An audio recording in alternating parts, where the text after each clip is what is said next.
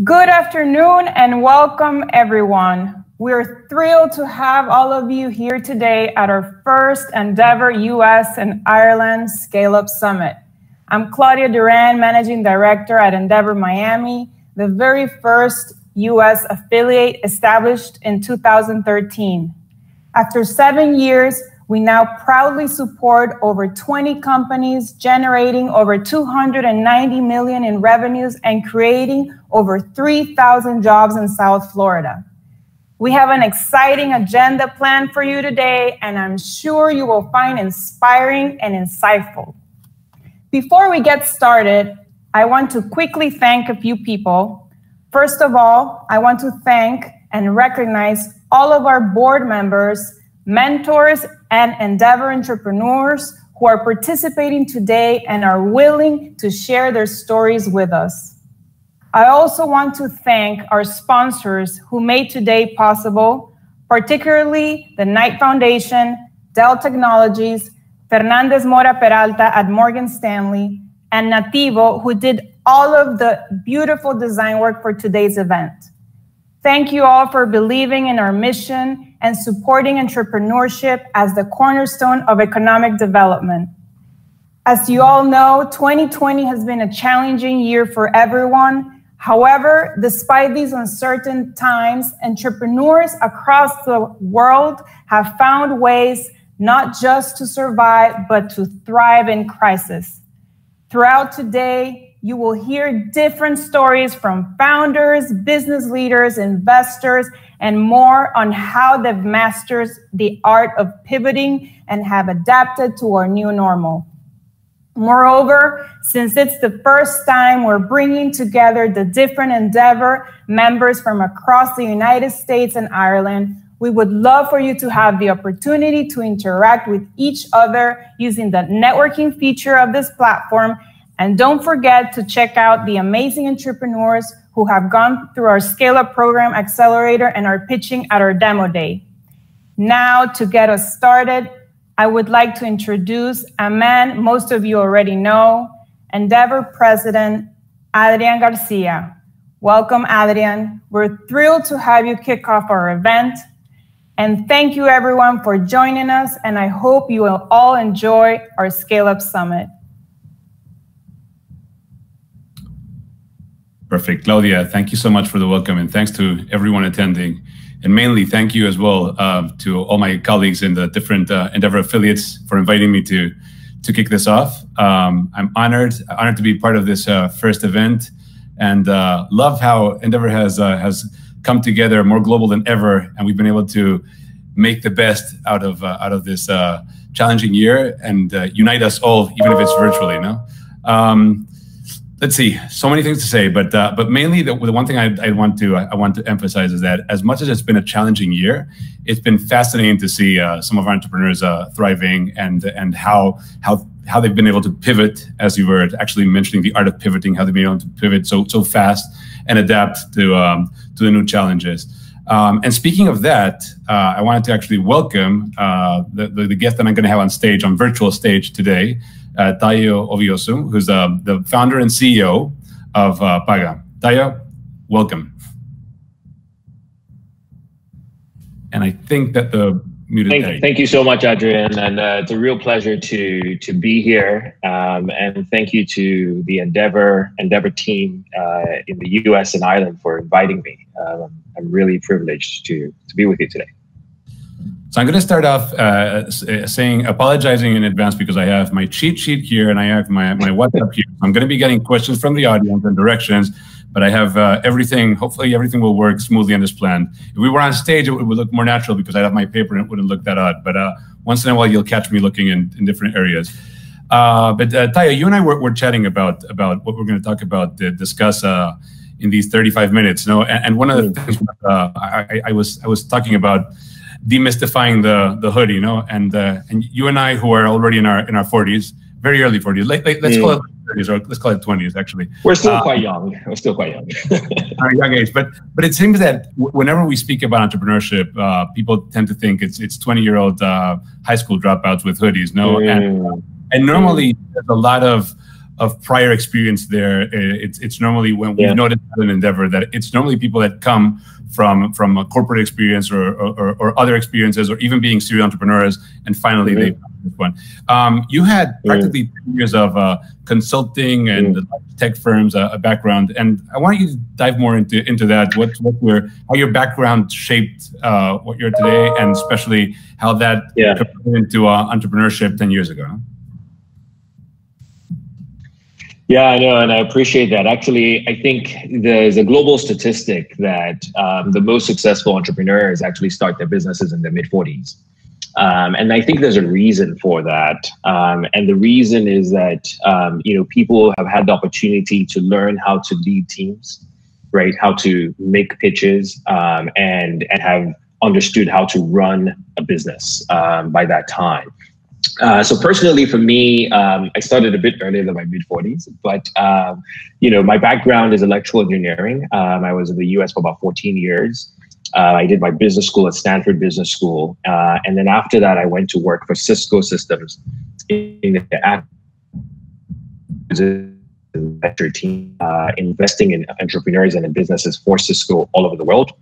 And then I decided to move back to Nigeria, which is where I am today. I'm coming to you from Lagos, Nigeria, to be part of the economic redevelopment of my country. I was born and raised here. I left when I was 16, and I've, it's been a fantastic journey for the last 12 years. For the last 11 of it, I've been running my business, which is Paga. We're a mobile payments service, and building the Square or PayPal for emerging markets. Is what we're doing.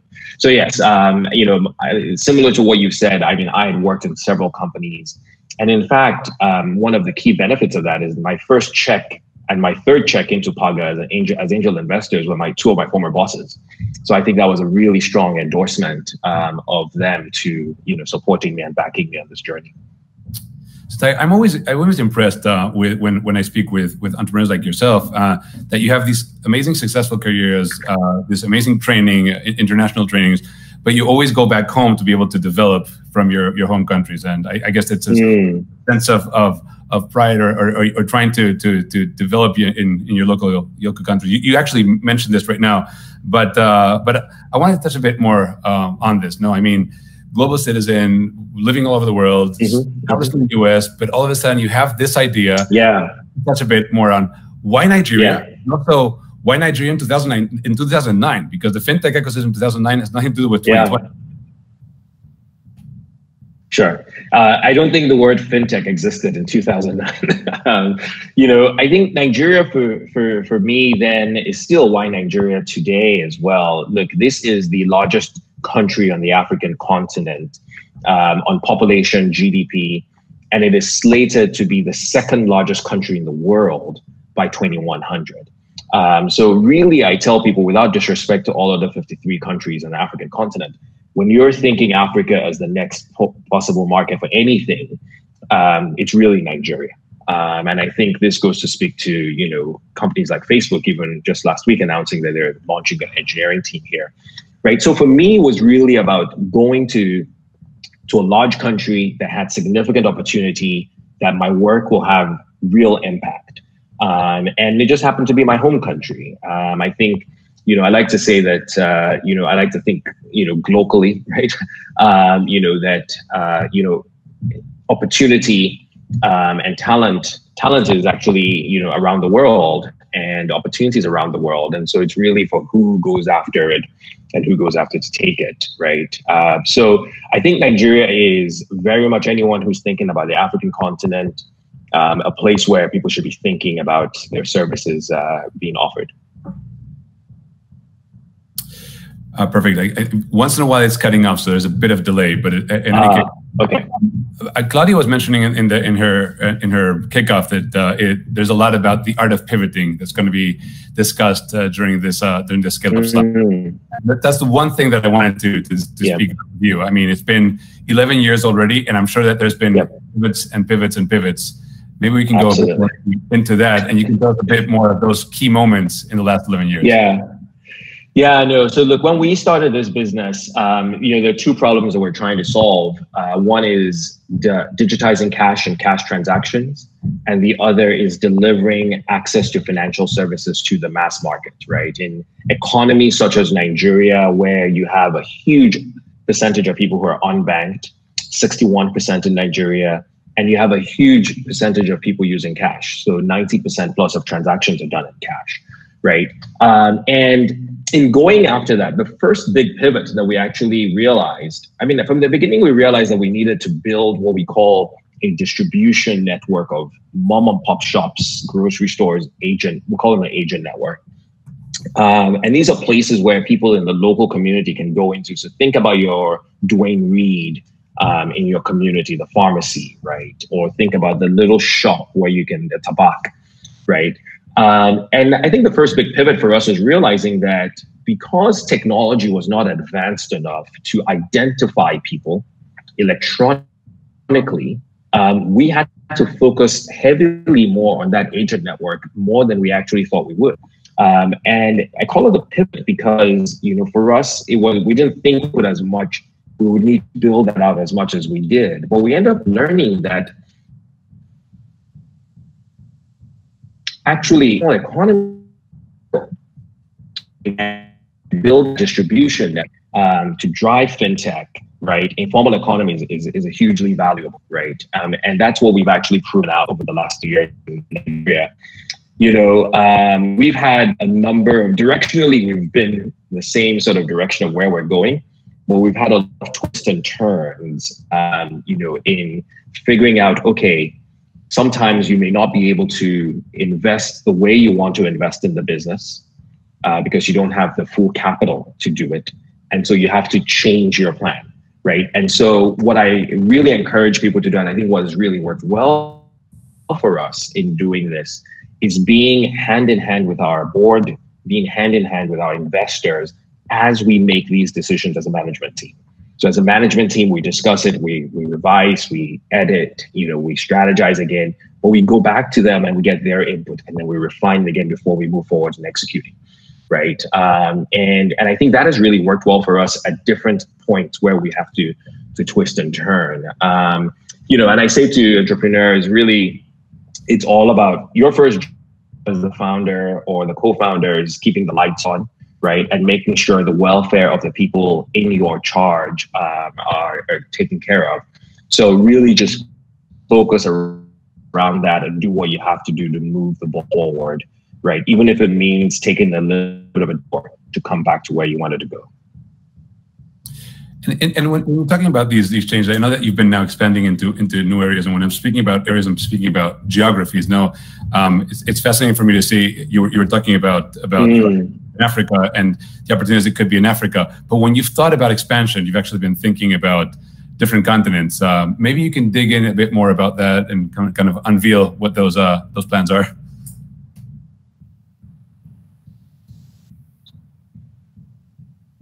Yeah, you know, as a company, we're very purpose-driven.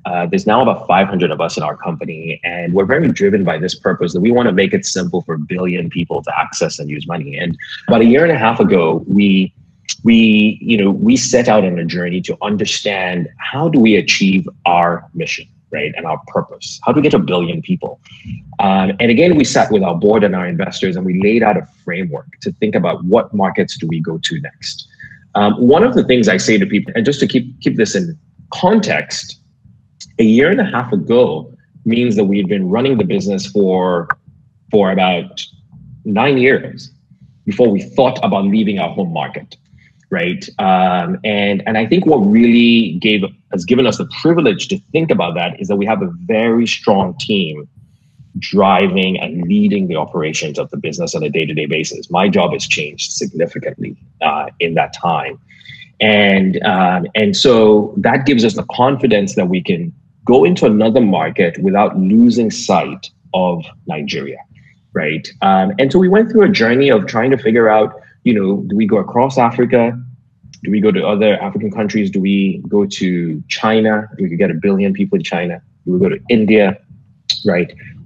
We ended up deciding actually that what we should do is go to large countries where those two problems still really exist, and where the economies and the culture seems very similar to where we've experienced in Nigeria. You know, and it took me on a journey of really getting on a plane, going to Indonesia, Philippines, talking to a lot of Endeavor entrepreneurs and mentors along the way. And this is one of the first places that Endeavor really came through for me in really showing me the power of the network, right? In helping me connect to people and speak to them. And, you know, and that really helped us shape and form our opinions. And we ended up deciding that we're going to launch in Mexico next. And we're now in that process of doing that, you know, and Endeavor has been very helpful in getting us off the ground there. And then the next market after that for us is Ethiopia, which is also in Africa. And there actually we have already a team because our product has actually been built out of Ethiopia primarily until we started building an engineering team in Nigeria about 2 years ago. And now we are in process in both countries. We have separate teams in both countries building out the product and actually more localizing the product because the product is one product across. Right. And again, what's really given us the privilege to do this is having separate teams to go after this opportunity. Right. And we've already been a company that is very used to but I'm now used to it. But I think that's also helping us in how we think about where we go and where we can actually operate. Tayo, you mentioned the power of the Endeavor network, but I wanted to dig in a bit more into your selection as an entrepreneur. That was back in 2018, I believe. And I want you to tell us more, not too long, but a bit of a recap of what it's been meant and where it's taken you. I mean, it's been over 2 years since the start. So it's more time and engagement with Endeavor, but since selection as an entrepreneur, it's been a bit over 2 years. Maybe you can tell us a bit more about that in I'd say in 40 characters. Absolutely. 40 characters. All right, no tweet. So, you know, first of all, the selection process really helped us iron out a lot of things in how we were even thinking about our strategy, right? Because we met a lot of people who, you know, they have no bone in this, right? And they're just really there to be a sounding board and help you. And that was really helpful for us. Now, since being selected, there's sort of 3 different threads, I would say, that I found significant value with Endeavor as an entrepreneur. The first one is the mentor network, right? We have taken advantage of this in, you know, Endeavor has a network of people around the world who have committed to be able to mentor other entrepreneurs. And these are people who are very accomplished in what they do. Now, once they know the rigor that you've gone through to become an Endeavor entrepreneur, then they're willing to actually spend their time with you, right? And we've taken advantage of that significantly. On the human capital side, an Endeavor mentor is meeting with my team next week and helping us with a few things around that.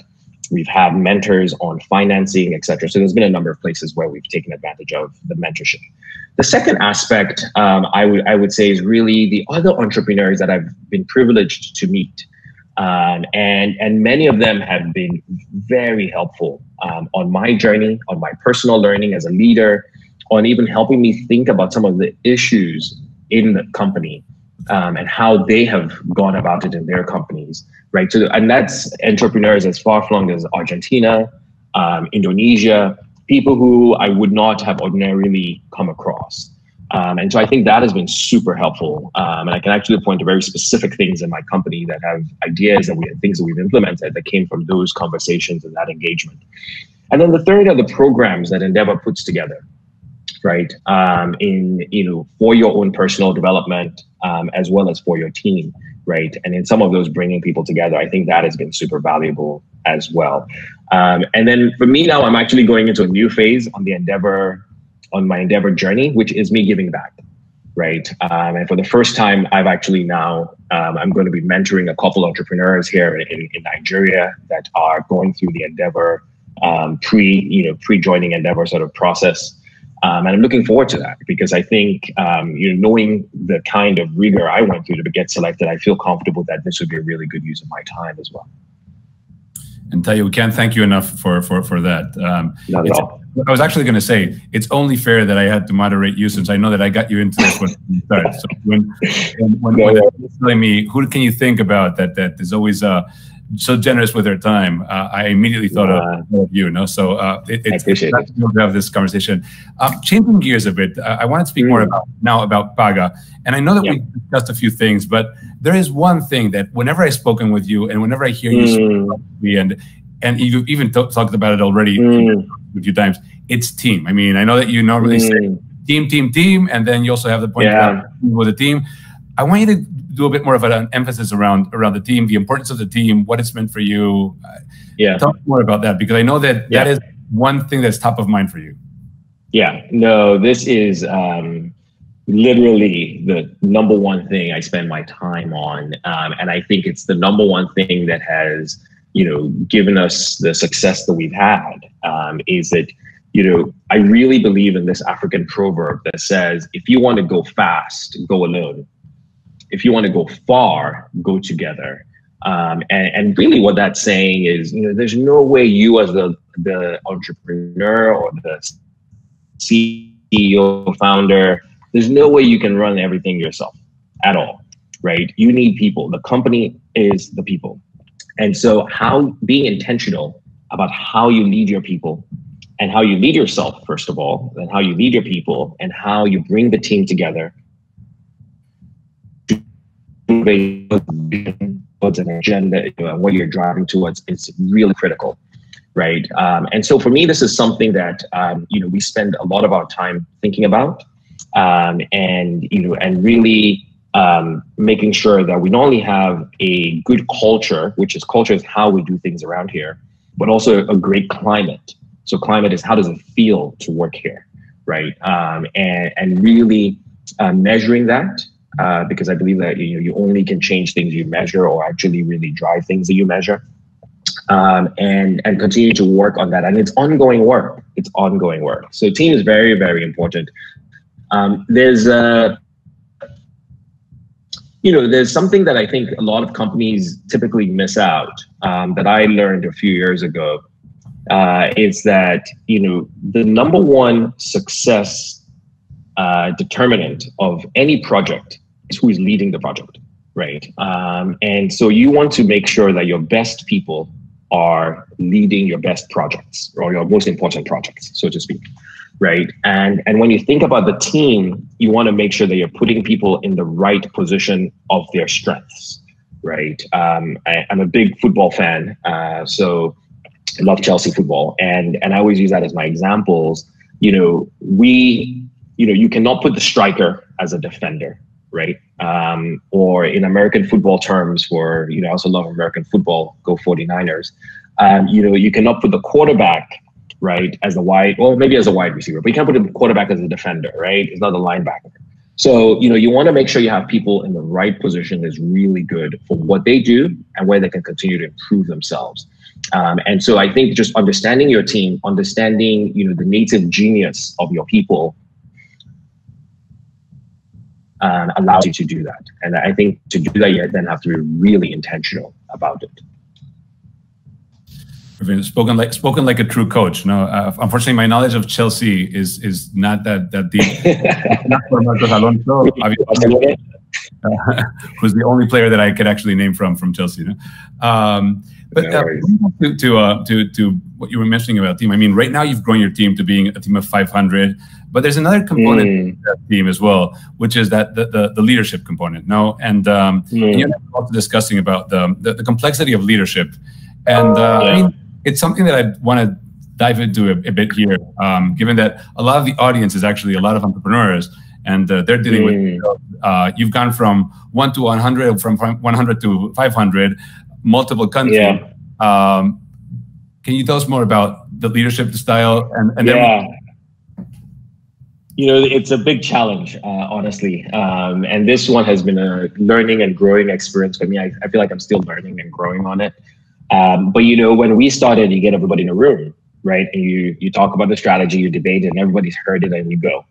And then very soon you realize that you're too big for the room, literally. Like there's just not enough space in the room. Right. And so the first thing that it's really taught me is the need for structure, and the need for communicating in a structured fashion. right? And because it's really important that everyone on your team, and I like to really think about that we're going to battle together, everyone on your team knows why we're fighting this battle and understands how their role is aligned with that battle, right? And what we're doing. So I think the communication challenge is one that you really have to think about solving. And for me now, what I've done is gotten into a cadence where I in terms of me communicating to the entire company, once a month I do an email. Once a month I have a Ask Tayo Anything hour on our internal chat tool. And then once a quarter, actually it was earlier this morning, we have a town hall, where, we cover different topics and then people can ask any questions as well. So that's in terms of me communicating to the company. But then with my leadership team, I meet with my leadership team and they update me and they update each other on what's going on in their areas, ask questions of each other and clarify things. And then they communicate back down to their teams, right? And then every week we use what's called objectives and key results. Now, I actually believe that for very early startups, this is not appropriate. I think it's a little bit, once you've gone a little further down the path, then maybe OKRs make sense. Because I think that at a very earlier stage, you just need to block and tackle. You can't plan a quarter out, right? That's just too long. So with OKRs, and actually again, I just literally came off our next quarter planning about OKRs before this call. We then outline what are the key things that we are going to do next quarter. We've been doing this now for about 3 or 4 years, and it's been really great to align the entire company because before we come into that meeting as a leadership, each person has met with their teams to think about it and to think about the company overall vision for the year and goals for the year. And then we come together and they propose, and then we have a discussion, and then they go back to their teams again, and everybody understands it. And in terms of us refining, as an example, this next quarter, we said to ourselves, look, let's only have 1 OKR per team because it just seemed like we're having a lot, right? And so we're trying that out until we try new things out. But just dealing with that complexity is really important on the communication side, making sure everybody's aligned. And then the other one that is really important, and it's actually one of the things that if I had to go back, I think I would do again earlier, is crystallizing our culture, right? How we do things here, right? And really crystallizing it, meaning like writing it down, documenting it so that anyone who comes on board can read it, can understand it, so that we can actually all be on the same page. So when we say that one of our values is ownership, what does it mean? What does ownership mean in Paga? And that could be very, very different than Facebook, right? And that could be very different than someone coming from Coca-Cola. So we're all coming from different places. What does ownership mean here, right? So crystallizing some of these things, crystallizing how we do specific things, really important. So I think those are the big 3 areas I would say. So one is communication, the other is alignment of strategy and what you're doing, and then the third I think is crystallizing your values. And I think those 3 things help you. If you can really structure those 3 things, it helps you as you build the business out and scale your people. And what about tied to this, because I've heard this one before as well, what about recognition? Yeah, actually, that's another one that I think we didn't do as well early days. And this one's actually really interesting because we eventually did a survey or discussion amongst ourselves and the leadership team and realized that most of us on our leadership team are not people who want recognition. So it's really interesting. So we actually are just happy to know that we delivered something and we keep going. But the reality is like, that's not most of the people in the world, right? Most of the people in the world want to be recognized for what they've done, right? And so we've actually had to really push ourselves on recognition. And I think it's really important. It is one of those things that I think I would change as well. It's almost like I shared my notes with you, which I didn't. But as I was thinking about these things, the recognition was one of the things that I was saying that I would do again. If I had to go back, I would do better. I think, and it doesn't have to be super difficult or intensive. Just, hey, you did a great job, right? And actually, one of the entrepreneurs that I met through Endeavor, really helped me think about this in terms of what he has done in his company, Globant, in Argentina. And he said, look, when I got to 300 people, I realized I wouldn't know all my people, right? They're now 10,000, right? And they created a simple tool called Star Me Up that just allows anyone in the company to recognize somebody else and give them a star. So each person in the company gets 5 stars a month. And you can give a star to Adrian and say, this is what he did. Well done. Good job. Right. And that's it. Right. And it's actually been amazing how everyone has really gotten into this. We started using it in January, and